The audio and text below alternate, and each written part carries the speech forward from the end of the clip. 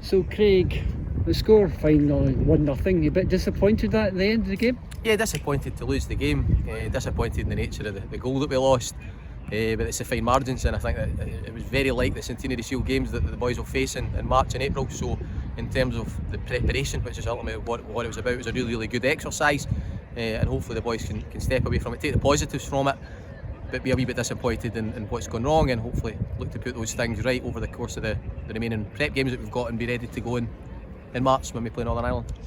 We had our chances, a couple in the first half and 1 or 2 in the second half, so there's room for optimism out there, I think. Yeah, absolutely. To be honest with you, half time didn't really come at a good time for us. I think it kind of stopped our best phase of the game, and the nature of the prep of the game. It had always been our intention to make changes, and the players that we wanted to get onto the pitch.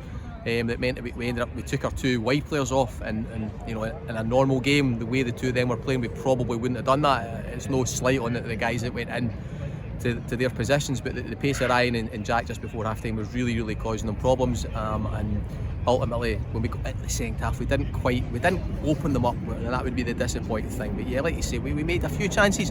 Maybe the final ball delivery we would look for a bit more quality in that, and maybe ask the goalkeeper a few more questions.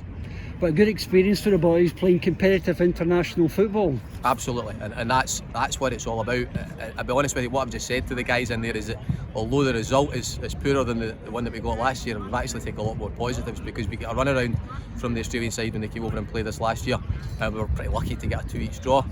We're unlucky to lose 1-0 today, but in terms of the experience of being involved and the intensity and the cutthroat nature of it, because it was that, and the way that they were running the clock down at there, that's real football.